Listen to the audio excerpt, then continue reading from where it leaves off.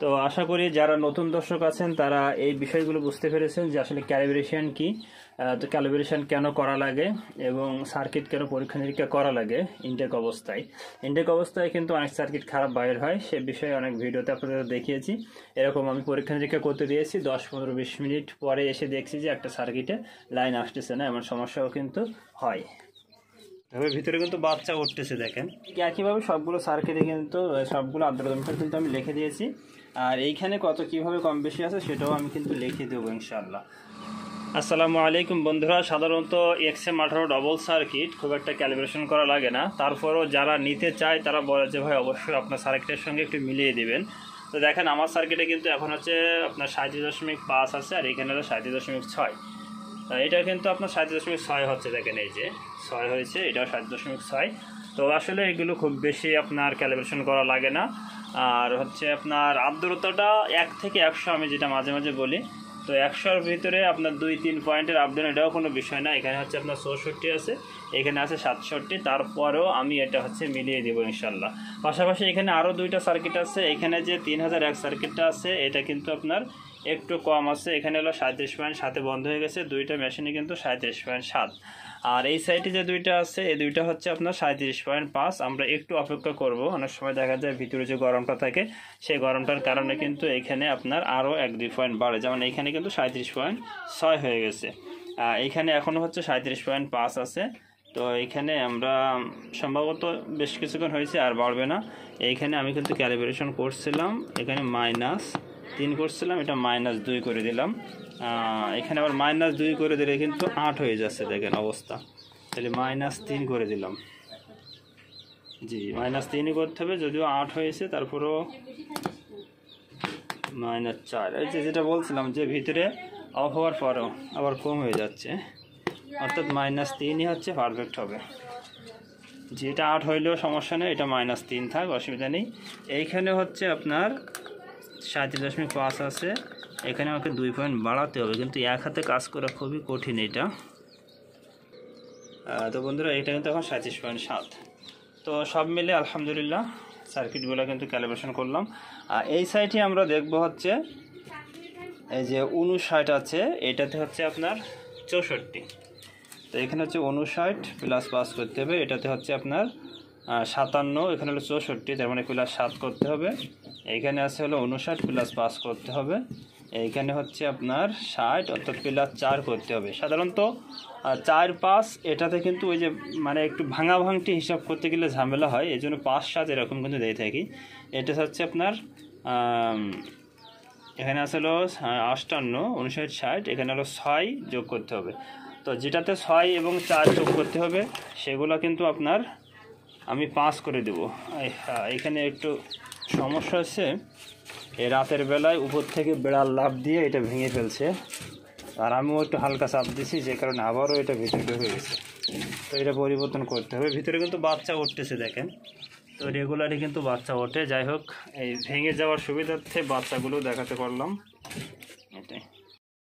আমাকে আরেকটু অপেক্ষা করতে হবে এই জন্য যে আমি কিন্তু এই আর্দ্রতা মিটারের কর্নারে আবারও দেখাই দিই আপনাদেরকে যে এইখানে যখন 37.7 হয় তখন আর্দ্রতা মিটারের কর্নারে আসলে কত হয় সেটাও কিন্তু আমি লিখে দেই।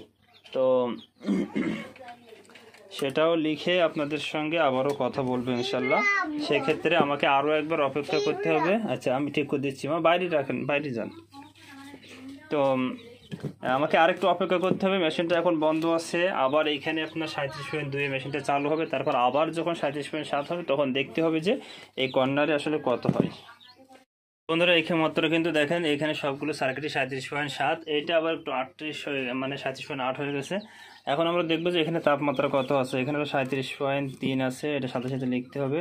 এটা 38.1, এটা হচ্ছে 38.6, এটা 38.7, এটা হচ্ছে 38.5।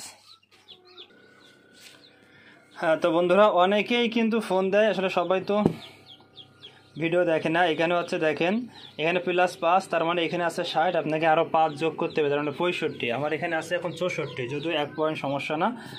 এরপরে হচ্ছে আপনার এই কর্নারে যখন আপনার সার্কিটে 37.7 হয়ে বন্ধ হবে, দেখেন আমার এখানে 37.7 আছে, তখন এইখানে হচ্ছে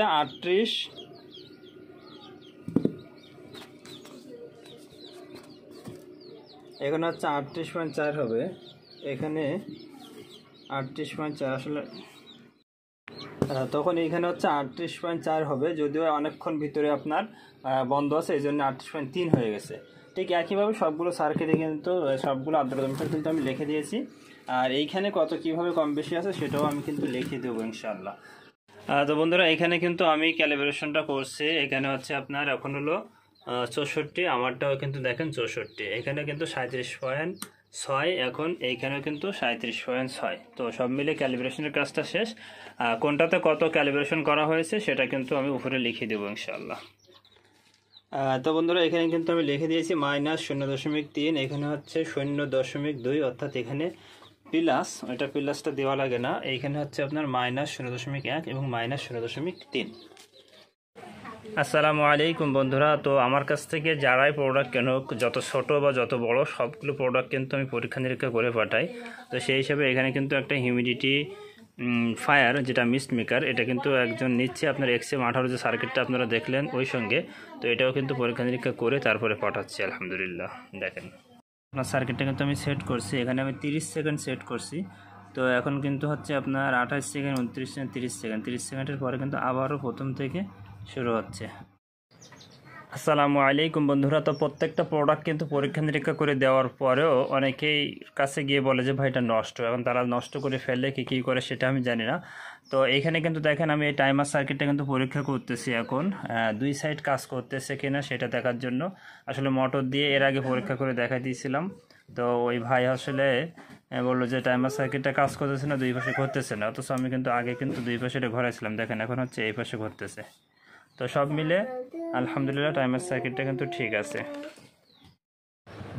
তো বন্ধুরা শেষের দিকে আপনারা কিছু দৃশ্য দেখেন, যে দৃশ্যগুলো দেখলে আপনাদেরকে ভালো লাগবে ইনশাআল্লাহ। তো এইখানে কিন্তু আপনারা কোয়েল পাখির বাচ্চা দেখতে পাচ্ছেন। তো যিনি এই কোয়েল পাখির ডিমগুলো দিয়েছিল উনি হচ্ছে 17টা ডিম দিয়েছিল, 2টা ডিমের ভিতরে কিন্তু টোটালি বাচ্চা নাই, মানে ভ্রূণ নাই, আর বাকি 15টা থেকে কিন্তু 15টা হয়েছিল। এরপরে এখানে আপনারা বেশ কিছু চীনা হাঁসের বাচ্চা দেখতে পাচ্ছেন।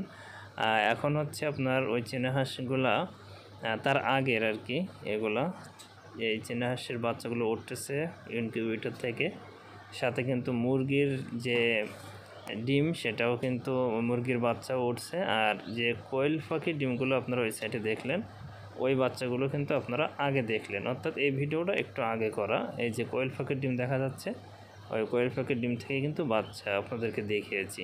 তো সব মিলে এই দৃশ্যগুলো দেখতে আলহামদুলিল্লাহ অনেক ভালো লাগে। আপনাদের মন্তব্য এবং মতামত জানাবেন ইনশাআল্লাহ।